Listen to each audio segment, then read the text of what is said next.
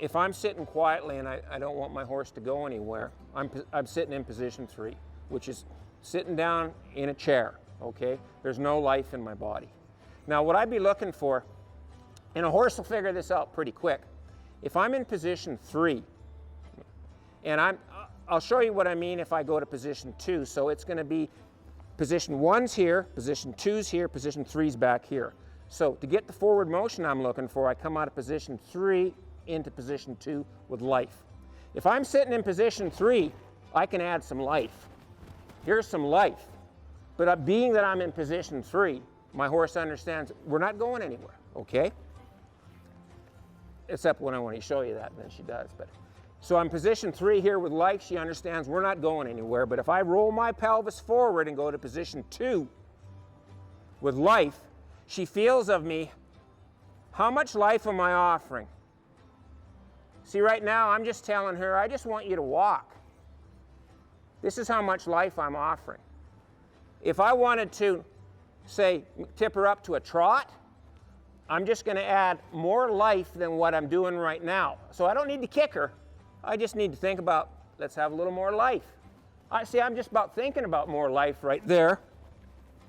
And she feels it, and she moves forward. Now, if I want her to slow down, I'm just going to sit down, get heavy, bounce, step or two, put her back to a walk. And as soon as she's at a walk, I'm going to have to help her with my reins.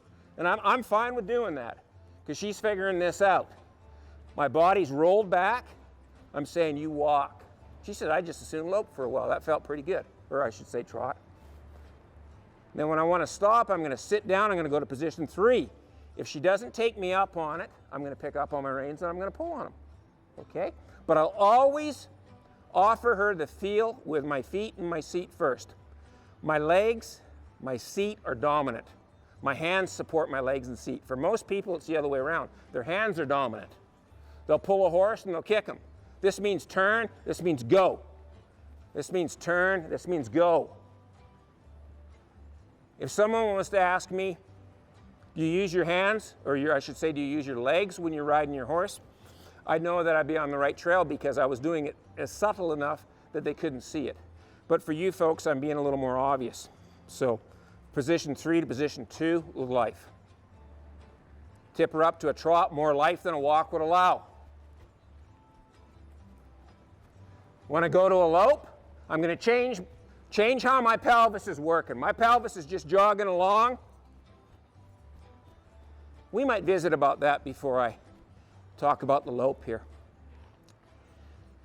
A trot is in a diagonal movement where the front left and the hind right would move in unison, and vice versa. It'd be the front right and the hind left would move in unison. So it moves like this, like this, like this. Your backup's the same way. So it's pretty easy to fit that beat. So if I want to tell her that we're going to trot, I'm just going to bring up more life than the walk would allow. I'm walking down the trail, tip her up to a trot. There it is. Now, that posting right there fits that beat, the diagonals.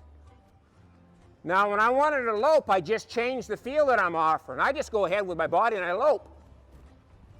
Now, when I'm loping, my pelvis is more in a rotation. It's like this. It fits the feel. She says, this is good. We're in the same dance step. Now, if I wanted to go back to a trot, instead of my pelvis rotating, I might just pick it up, say, hey, I'm changing here, bounce, pick it up, changing. I want you to be back at a trot. Feel that? I want you to be back at a walk. Feel that?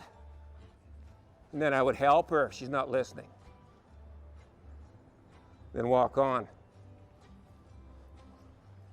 It doesn't take long for your horse to pick up on this because this is what's natural to them. Then I'm going to roll her up here to a trot again. So I'm going to bring up more life. Now it would be, I can do it too without posting. The life in my body is telling her that the trot fits the dance step I'm looking for. When I'm going to go ahead and stop her, I'm going to pick up a soft feel, go to position 3, rock her back. Yeah. Like I said earlier, I always rock them back after I stop them. We might visit a little bit right now too about our backup. So for backing my horse up, what I want to do is I want to get a soft feel first. Everything I do with my horse, the soft feel is dominant. I have to have the soft feel. So I'm going to hold on to my horse with my legs, and I'm going to ask for a soft feel. When I say holding on to my horse with my legs, it's like you hugging a kid. I mean, that much pressure is all. So I would hold on to her with my legs, get a soft feel, then open the door with my legs, and release as she backs up. Move her forward. I'm going to sit down. Soft feel, legs are on. Open the door with my legs, there's my backup. I'm going to release with each step with my hands. That's saying thank you, thank you. I want to have her too where she's listening to me, to where if I just wanted her to back up a step or two, heck, there might be a cliff behind us. I might not have room for her to back up very much. It'd still be a soft feel. Open the door. I want you to back up one step. Thank you. Okay? From this position, with a soft feel, I might ride her ahead. So the life in my body's forward. Soft feel. Life in my body's back. Soft feel. I sit down, I quit riding her. Life in my body's forward. I don't want the pressure on my reins to change. Okay? She's reading the life in my body. She's staying balanced.